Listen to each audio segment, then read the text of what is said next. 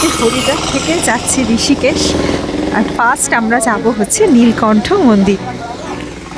আর নীলকণ্ঠ মহাদেবের যে হিস্ট্রিটা আমি জানি সেটা একটু তোমাদের সাথে শেয়ার করি। এখানে সমুদ্র মন্থনের পর যে বিষ উঠেছিল, মহাদেব সেই বিষ পান করে যে কষ্ট হয়েছিল, সেই কষ্ট লাঘবের জন্য 60,000 বছর ধরে যে জায়গায় তপস্যা করেছিলেন সেটাই হচ্ছে নীলকণ্ঠ মহাদেবের মন্দির। সেই জন্যই নাম হয়েছে নীলকণ্ঠ মহাদেব। বেড়ানোটা এবার অদ্ভুত হচ্ছে।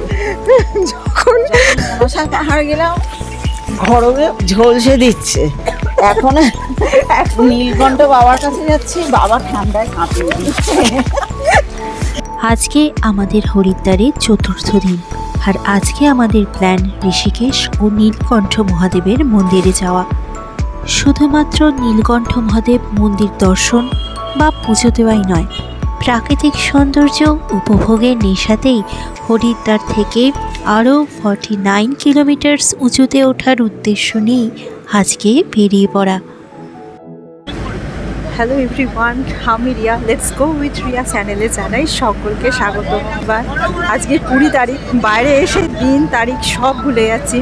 আজকে আমাদের প্ল্যান ঋষিকেশ যাওয়া। সকাল 8টার সময় আমরা আজকে ঋষিকেশ যাওয়ার জন্য রওনা দিচ্ছি। হরিদ্বার থেকে ঋষিকেশ ও নীলকণ্ঠ মহাদেব মন্দিরে যাওয়ার জন্য আমরা একটা 7 সিটার শেয়ার কার বুক করেছি, যার ভাড়া পড়েছে আমাদের 7 জনের টোটাল 4,000 টাকা। আজকের যা ওয়েদার, মানে সকালবেলা উঠে ভাবছি যাওয়া হবে কি না, ঘুম থেকে উঠে দেখছি ঝমঝম করে বৃষ্টি পড়ছে। সকাল 6টা বাজে, তখন 8টায় বেরোনোর কথা, সকাল 6টায় বৃষ্টি পড়ছে। এখন বৃষ্টি থেমে গেছে, ফোঁটা ফোঁটা পড়ছে। তো আমরা বেরিয়ে পড়েছি। এখন ওয়েদার চেক করলাম, দেখছি 1টার সময় ঝলমলে রোদ, চারিদিকে কুয়াশা মেঘলা। গাড়ির উইন্ডো সিট, বৃষ্টির ঝাপটা, আর তার সাথে দেবভূমির এই অপরূপ সৌন্দর্য। দুদিকে উঁচু পাহাড় আর মাঝখানে মা গঙ্গা প্রবাহমান, যা শরীর ও মন দুই ভালো করে দিতে পারে কয়েক মুহূর্তেই। মা গঙ্গার এই বয়ে যাওয়ার শব্দ, পাখিদের কলতান, আবার বৃষ্টির ঝিরঝিরে শব্দ, সব মিলে কান ও মাথায় এক অপার শান্তি সৃষ্টি করে, যা শুধু নীরবে উপভোগ করার বিষয়। আজকে ঋষিকেশ তো যাবই, কিন্তু যখন তখন জোরে বৃষ্টি আসার কারণেই আমরা প্ল্যান করলাম আমরা প্রথম যাব নীলকণ্ঠ মহাদেব টেম্পল। নীলকণ্ঠ মহাদেব মন্দির, যা ঋষিকেশ থেকে আরও 32 কিলোমিটার উপরে, এবং যার সৌন্দর্য ঋষিকেশের থেকে কোনো অংশেই কম বলা যাবে না। সেটা তো এই রোড ট্রিপই প্রমাণ দিচ্ছে।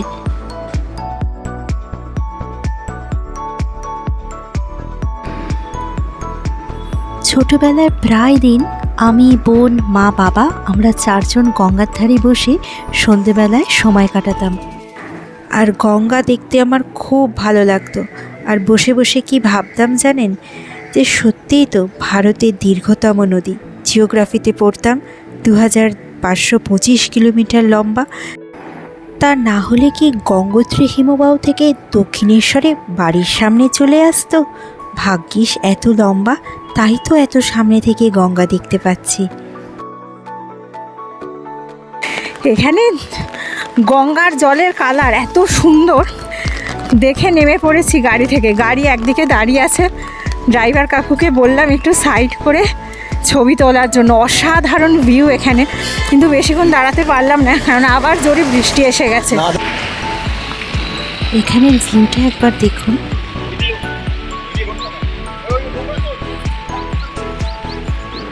ঠিকঠাক ভিউ পাওয়ার জন্য গাড়ি থেকে নেমে হেঁটে হেঁটে বেশ খানিকটা চলে এসেছি। ও মা, রাস্তায় কেউ কোথাও নেই, দেখি বাবাও উঠাও। এক্ষুনি ছিল, কথাও বলছিল, কোথায় গেল রে বাবা? আরে আটলেও না। ওই যে দেখুন কোথায় ছুটে চলেছে। কি, ওখানে গিয়ে দেখি পোজ দিয়ে দাঁড়িয়ে আছে, আমি গিয়ে ফটো তুলব।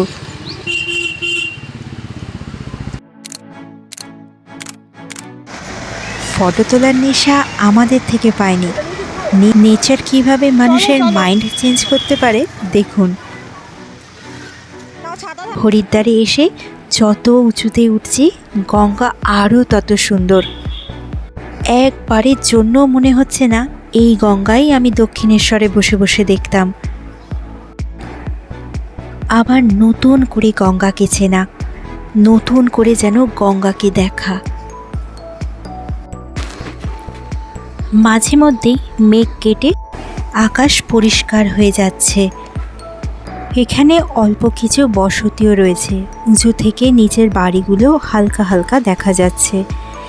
দিনের বেলা যতটাই সুন্দর, রাত্রিবেলাটা ভাবলে খুব অবাক লাগে, তাই না? এই পাহাড়ে প্রায় জঙ্গলের মাঝেই জীবনযাপন। আমরা কলকাতায় থাকা মানুষরা এত সহজে ভাবতে পারি না।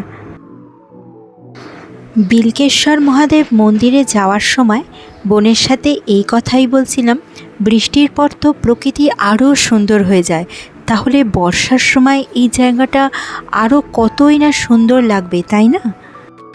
তারপর আজ এত বৃষ্টি। ইচ্ছা করলে বিলকেশ্বর টেম্পেলের ভিডিও দেখে নিতে পারেন, ডেসক্রিপশন বক্সে লিংক দিয়ে দিলাম। যেতে যেতে নিচে একটা খাদে গাড়ি চোখে পড়ল, তবে আমি দেখতে পাইনি।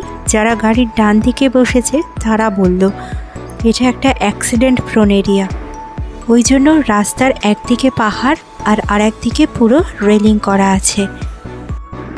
একদিকে পাহাড় আর একদিকে গঙ্গা, তার মাঝখান দিয়ে গাড়ি এগিয়ে চলেছে নীলকণ্ঠ মহাদেব টেম্পেলের দিকে।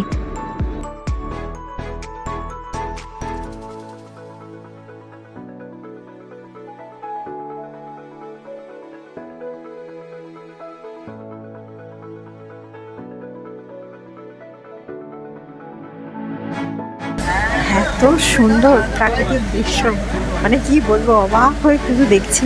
আমার সাথে সাথে আপনারাও দেখুন, আমার সাথে সাথে তোমরাও দেখো। মানে কিছু আর বলার নেই, ভাষা হারিয়ে ফেলেছি। নিজে চোখে না দেখলে, মানে ক্যামেরায় কিছু সেরকম বোঝা যাচ্ছে না, নিজে চোখে দেখার সৌন্দর্য আলাদাই।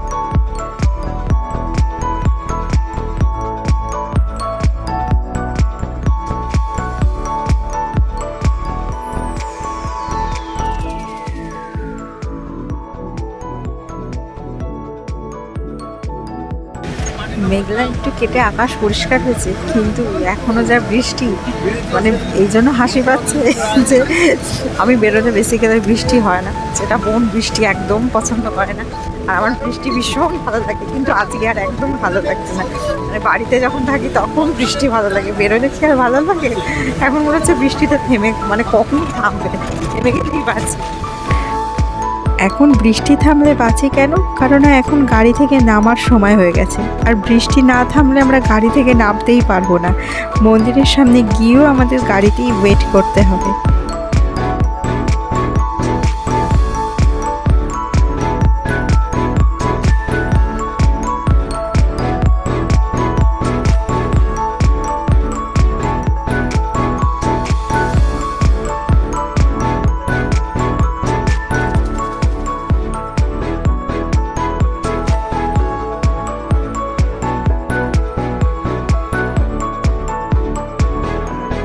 তবে নীলকণ্ঠ মহাদেব টেম্পেলে যাওয়ার এই রোড ট্রিপ সত্যিই স্মরণীয় হয়ে থাকবে। যতই বৃষ্টি হোক, পৌঁছতে দেরি হোক, যাই হোক, বেড়াতে এসে প্রকৃতির বিভিন্ন রকম রূপ দেখতে পাওয়াটাও আমার কাছে অনেক সৌভাগ্যের। দেখুন, অনেকে এই সময় পুজো দিয়ে ফিরে আসছে, তারা আমাদের থেকেও আরও অনেক ভোরবেলা বেরিয়েছে আশা করি।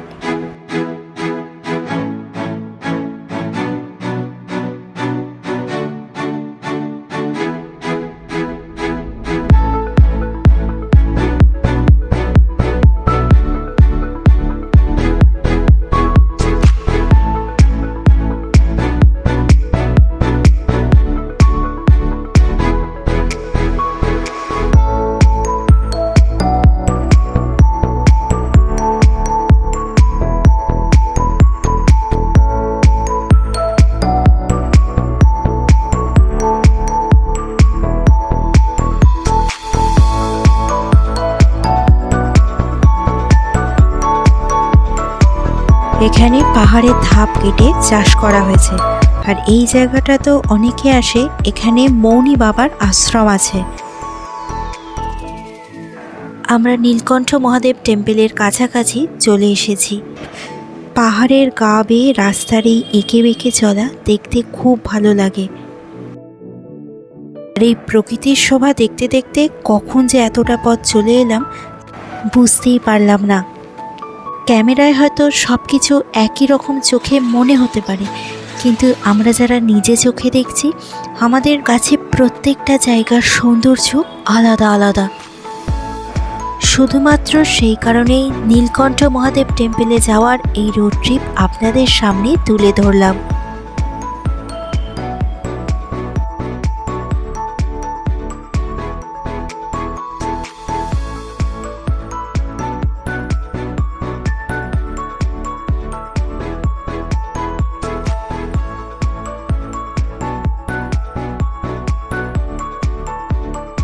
সারাক্ষণ তো দেখলে কত বৃষ্টি, আর এখন নেমেছি, বৃষ্টিটা কমে গেছে, এটাই রক্ষে। আর এখানে আমরা এখন গাড়ি থেকে নেমে গেছি, আর এখান থেকে একটু হাঁটা পথ, কতক্ষণের হাঁটা পথ সেটা তোমাদের বলে দিচ্ছি। নীলকণ্ঠ মহাদেব মন্দিরে আসার জন্য এই অবধি গাড়ি নিয়ে আসা যায়। যারা যত আগে আসতে পারবেন তারা তত মন্দিরের কাছাকাছি গাড়ি রাখার সুযোগ পাবেন। আমরা মন্দিরের কাছাকাছি চলে এসেছি। প্রচণ্ড হাওয়া এখানে, আর মানে এত ঠান্ডা লাগছে। এই যে বলেছিল সুতির কুর্তি পরে আসবে, আগের দিন গরম লেগে গেছিল, নাক থেকে এখন জল বেরোচ্ছে। নাক থেকে জল বেরিয়ে যাচ্ছে এখন। বোনের এত সেদিনকে গরম লেগেছে, আজকে বলছিল মহাকাল পরে আসবে, পাতলা সুতির কুর্তি, আর এখন ঠান্ডায় কাঁপছে। এই যে এই পরেও ঠান্ডায় কাঁপছে। এই যে অবস্থা, আমাদের বেড়ানোটা এবার অদ্ভুত হচ্ছে। যখন পাহাড় গেলাম গরমে ঝলসে দিচ্ছে। এখন নীলকণ্ঠ বাবার কাছে যাচ্ছি, বাবা ঠান্ডায় কাঁপিয়ে দিচ্ছে। কি হল? মন্দিরের বাইরেই আছে লাইন দিয়ে পুজো কেনার জন্য প্রচুর দোকান। পুজো দেওয়ার সামগ্রী কিনে জুতো রেখে আমরা তাড়াতাড়ি চলে গেলাম মন্দিরের ভেতর। ধীরে সুস্থে জল কাদার রাস্তা ভিড় এড়িয়ে গাড়ি থেকে নেমে মন্দিরে আসতে আমাদের সময় লাগলো প্রায় 20 মিনিট মতো।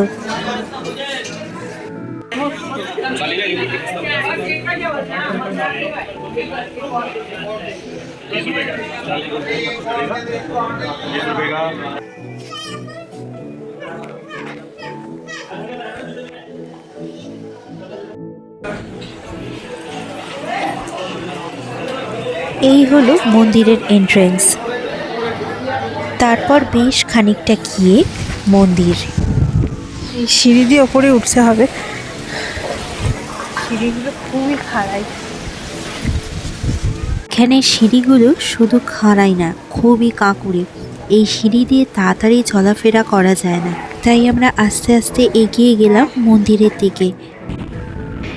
এই নীলকণ্ঠ মহাদেব মন্দিরে শিবরাত্রি খুব বড় করে পালন করা হয়।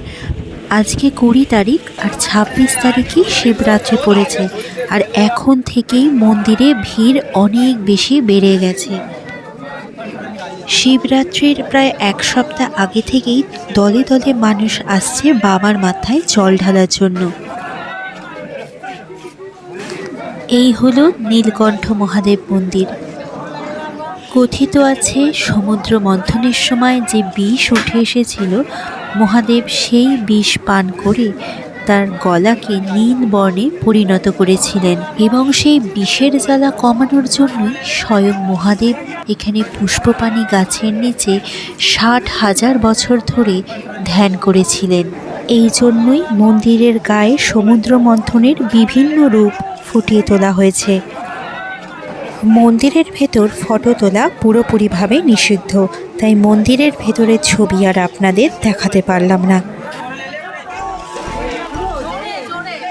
ক্ষণিকের জন্য বৃষ্টি থামলেও এবার বৃষ্টির সাথে যোগ দিল ঝড়, তাই সবার দৌড়ে গিয়ে দোকানে ঢুকে পড়া। এত ঝড়ো হাওয়া, শুধু দোকানের প্লাস্টিক কেন, পারলে মানুষকেও টেনে নিয়ে যায়। এখন বাজে প্রায় 11:15। গরম গরম চায়ের আশায় পুজো দেওয়ার পর চলে এলাম মন্দিরের কাছেই একটা দোকানে। কেননা অতিরিক্ত আজকে ভিড় আর প্রচণ্ড ধাক্কাধাক্কি ঠেলাঠেলি, তাই এখন ওয়েট করেছি। 2 ঘন্টা দাঁড়িয়েছিলাম প্রায় একই জায়গায়। তো এখন এসে এখানে আমরা একটু চা খাবো। এখান থেকে বসে বাইরেটা একটু দেখাই।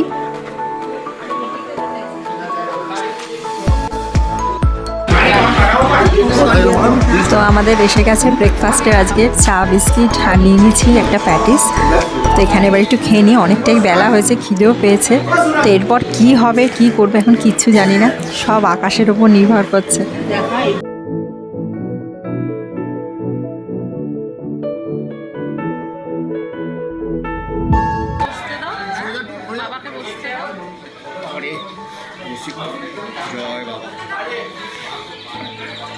পাহাড়ে এত উঁচুতে ঝড় বৃষ্টির মধ্যে চা, স্যান্ডউইচ, বিস্কিট এগুলো যে পেয়েছি এটাই অনেক। আর যাই হোক, এখানের চায়ের টেস্ট নিয়ে কিন্তু কোনো কথা হবে না। পাহাড়ে এসে এরকম ঝড় বৃষ্টি একটা নতুন অভিজ্ঞতা বলতে পারো। মানে এখানের যে বৃষ্টির পর মানে প্রাকৃতিক সৌন্দর্য কি ক্যামেরায় কিচ্ছু বোঝা যাচ্ছে না, একদম 10% বলতে পারো বোঝা যাচ্ছে, কিছুই বোঝা যাচ্ছে না।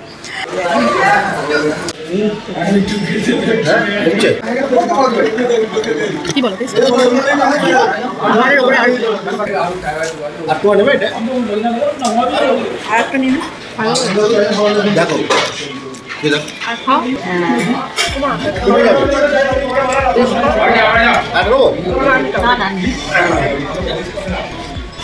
চাটা ভালোই করেছে।